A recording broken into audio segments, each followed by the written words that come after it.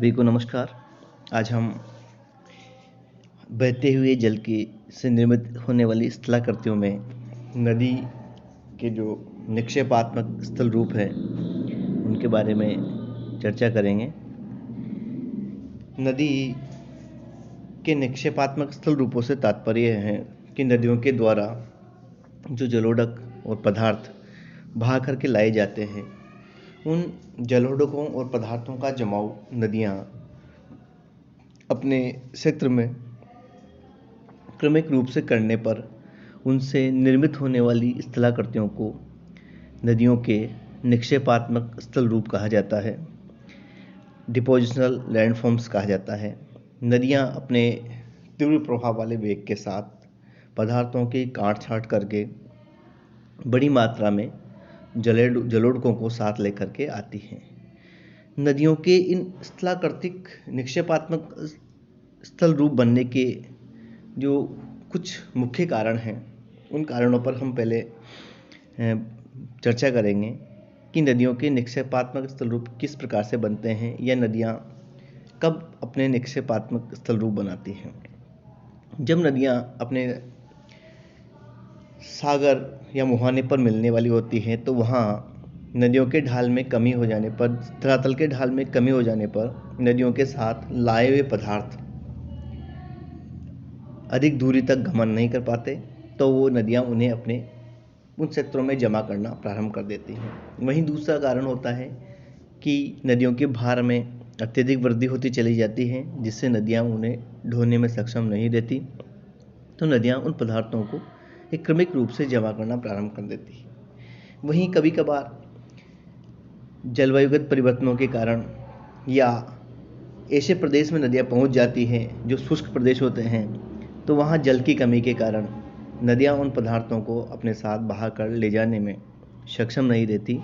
ऐसी स्थिति में नदियों के द्वारा जिन पदार्थों का निर्माण होता है वो पदार्थ निक्षेपात्मक स्थल रूप कहलाते हैं। तो हम यहाँ पर नदियों के द्वारा निर्मित होने वाले निक्षेपात्मक स्थल रूपों की चर्चा कर रहे हैं। इनमें सबसे पहले हम बात करते हैं जलोढ़ पंख की। जलोढ़ पंख या एलुवियल फेंस क्या होते हैं, इनके बारे में हम सबसे पहले चर्चा करते हैं। यह एक रचनात्मक स्थल रूप है। इसका निर्माण अंतिम तरुणावस्था एवं प्रौढ़ावस्था के मध्य भाग में होता है। ऊंचे पहाड़ों से उतरती हुई नदियाँ गिरिपदीय मैदानों में बड़े बड़े कंकड़ पत्थर ढाल के सहारे पंखाकार रूप में जमा करते हैं। यदि पर्वतीय ढाल तीव्र हो तो जलोढ़ शंकु का निर्माण होता है। तो यहाँ पर ये जो नदियों का डिपोजिशनल जो कार्य हैं, ये है नदियों के पहाड़ों से मैदानों में उतरते समय होता है, जहाँ पर पहाड़ी ढालों के साथ गिरिपदीय मैदानों के साथ नदियाँ इस प्रकार के स्थल रूपों का जमाव करती हैं। यहाँ पर इस क्रम को हम दो रूपों में देखते हैं। यह दो स्थलाकृतियाँ यहाँ पर सामान्यतः देखती हैं, जिनमें एक जलोढ़ पंखु और एक जलोढ़ पंखु होता है, और एक जलोढ़ पंख होते हैं, एक जलोढ़ शंकु होता है। इन दोनों में सिर्फ ढाल का अंतर है कि नदियों के सहारे जब ढाल तीव्र होता है तो जलोढ़ शंकु का निर्माण होता है, और ढाल मंद होने पर जलोढ़ शंकु का निर्माण होता है, और ढाल तीव्र होने पर जलोढ़ पंख का निर्माण होता है। इसमें जलोढ़ शंकु के अंतर्गत तीव्र ढाल के सहारे बड़े बड़े पत्थर जमा होते हैं, और मंद ढाल के सहारे छोटे या बारीक महीन पत्थरों का जमाव या मिट्टियों का जमाव होता है। वहीं जलोढ़ पंख में ढाल तीव्र होने पर और नदियों के वेग में जल की मात्रा अधिक होने पर उनके साथ लाए पदार्थों को एक लंबे चौड़े क्षेत्र में फैला दिया जाता है। इससे जलोढ़ पंख में जो बड़े पदार्थ हैं वो ढाल के किनारों पर जमा होते हैं, और मध्यवर्ती भागों में कम छोटे पदार्थ यहाँ पर जमा होते हैं, जिन्हें जलोढ़ पंख कहते हैं। सामान्यतः हिमालय पर्वत से उतरने वाली नदियों के द्वारा इस प्रकार के जलोढ़ पंख और जलोढ़ शंकुओं का निर्माण कई क्षेत्रों में हुआ है।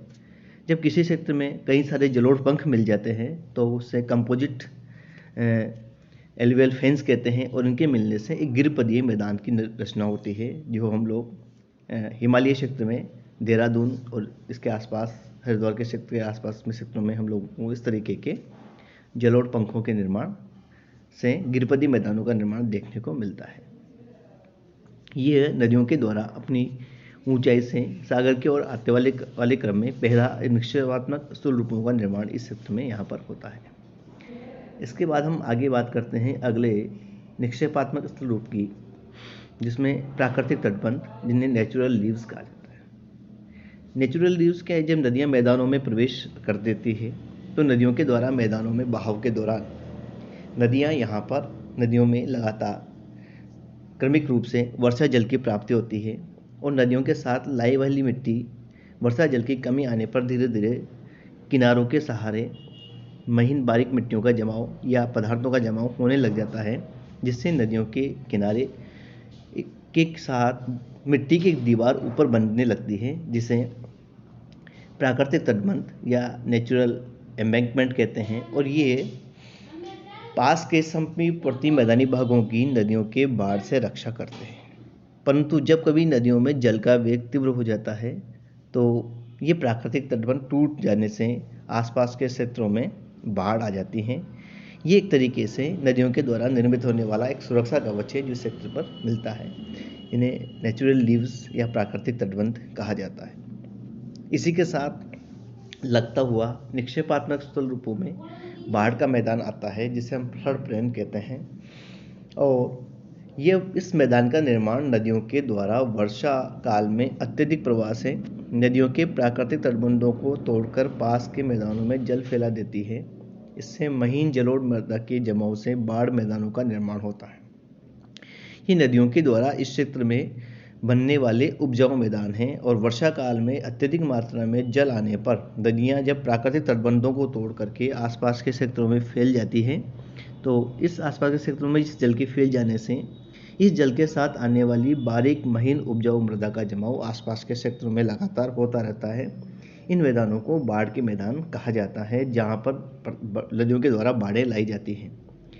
उत्तर भारत के मैदानों में इस तरीके के दो प्रकार के मैदान देखने को मिलते हैं, जिनको हम खादर और बांगर के रूप में देखते हैं।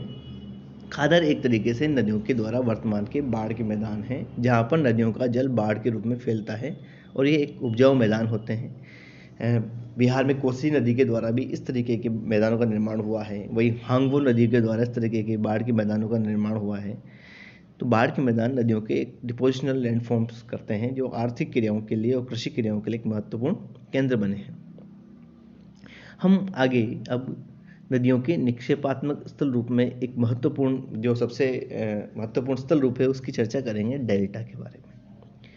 डेल्टा सामान्यतः नदियों के द्वारा सागर के किनारे या सागर के सहारे वाले मैदान पर बनने वाला एक प्रकार का स्थल रूप है। ये जो शब्द हैं ये ग्रीक अक्षर डेल्टा से बना है और इसे डी फॉर डेल्टा के रूप में जानते हैं। और सर्वप्रथम यदि हम बात करें तो डेल्टा का अध्ययन हेरोडोटस ने नील नदी के क्षेत्रों में किया है और इसी के आधार पर यह वर्ड प्रचलित हुआ है। सामान्यतः एक त्रिभुजाकार आकृति प्रारंभ में देने के कारण इसे विश्व के सभी क्षेत्रों में नदियों के द्वारा निर्मित होने वाले सब इस प्रकार के स्थल रूपों को डेल्टा कहा जाता है, परंतु डेल्टा आकार के रूप में अलग अलग प्रकार से पाए जाते हैं। डेल्टा का निर्माण निम्न ढाल वाले तटीय मैदानी क्षेत्रों में होता है। जहाँ पर ढाल मंद होता है वहाँ पर नदियों के द्वारा डिपोजिशन से इस तरीके के स्थल रूपों का निर्माण किया जाता है। डेल्टा के निर्माण के लिए कई सारी परिस्थितियाँ होती हैं और सभी नदियाँ एक व्यवस्थित डेल्टा नहीं बना पाती है। उसके लिए आवश्यक यह है कि मैदान मंद ढाल वाला हो, उसके साथ साथ सागर के किनारे समुद्रिक क्रियाओं का प्रभाव भी कम होना चाहिए, अर्थात ज्वार भाटे से मुक्त वाले क्षेत्रों में डेल्टाओं के निर्माण प्रमुख तौर पे होता है। और जिन प्रदेशों में उन्मज्जन और निमज्जन की क्रिया नहीं होती है वहाँ पर ही डेल्टा का निर्माण होता है। डेल्टा विश्व की कई नदियों के द्वारा डेल्टाओं का निर्माण किया गया है। यहाँ पर हम डेल्टा के प्रकार के बारे में बात करें तो विश्व में के कई क्षेत्रों में अलग अलग प्रकार के डेल्टा देखने को मिलते हैं, जिनमें पहला है चापाकार डेल्टा, आर्क्यूट डेल्टा। नदी निक्षेपों का जमाव चापाकार रूप में होता है। इनमें Nile, Ganga, Rhine, Niger, Tiber, हांगबो Irrawaddy, Volga, Mahanadi, Sindhu, Danube, Mekong, Po, Rhone, Leena नदियों के डेल्टा उसके उदाहरण हैं। ये आर्किड डेल्टा है और इस तरीके के डेल्टा का निर्माण समुद्री क्रियाओं के प्रभाव से ये एक चापाकार रूप में फैल जाता है। दूसरा है पंजाकार डेल्टा, जिसे बर्डफुट कहते हैं। इसमें जहाँ पर नदियाँ अपने जमावों को वेगवान जल के द्वारा समुद्र के आंतरिक भागों तक प्रवेश कर जाती है और ये कई धाराओं में बंटकर उनके सहारे जो लाइव पदार्थों का जमा होता है, तो इससे एक पंजाकार या अंगुलियों की आकृति का डेल्टा बनता है। इसे बर्डफुट डेल्टा या पंजाकार डेल्टा कहते हैं। और मिसिसिपी, यूएसए की मिसिसिपी नदी के द्वारा इस तरीके के डेल्टा का निर्माण किया गया है।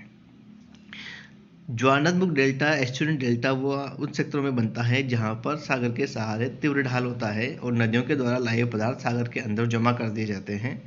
इनमें नर्मदा, ताप्ती, मैकेंजी, ओब, हडसन, एल्ब, ओल्डर, विस्चुला आदि नदियों ने इस प्रकार के डेल्टा का निर्माण किया है। रुंडी डेल्टा, ट्रंक डेल्टा सागरीय ज्वार नदीय प्रभाव क्षेत्रों के में निर्मित होता है जहां पर डेल्टा को अवरोध कर दिया जाता है सागरीय लहरों के द्वारा और वो उन्हें एक तरीके से मोड़ दिया जाता है, ट्रंक कर दिया जाता है सागरीय लहरों के प्रभाव से। तो उसमें लाइव पदार्थ सागर के किनारों पर जमा हो जाते हैं, इससे निकुला प्रकार का बन जाता है। श्रेणाकार डेल्टा एक लोबेट होता है जहां पर सागरिक प्रभावों से डेल्टाओं को छोड़ दिया जाता है और ये डेल्टा एक तरीके से समाप्ति के कगार पर होते हैं। विश्व के सबसे बड़ा नदी डेल्टा मैदान सुंदरबन भारत और बांग्लादेश का है। इसका निर्माण गंगा और ब्रह्मपुत्र नदियों के द्वारा किया हुआ है। वहीं पृथक डेल्टा का उदाहरण हांगवो नदी द्वारा मिलता है, जहां पर पहले हांगवो नदी सांटू प्रायद्वीप के दक्षिण भाग में डेल्टा का निर्माण किया करती थी। अब वर्तमान में यह सांटुंग प्रायद्वीप के उत्तरी भाग में डेल्टा का निर्माण करती है।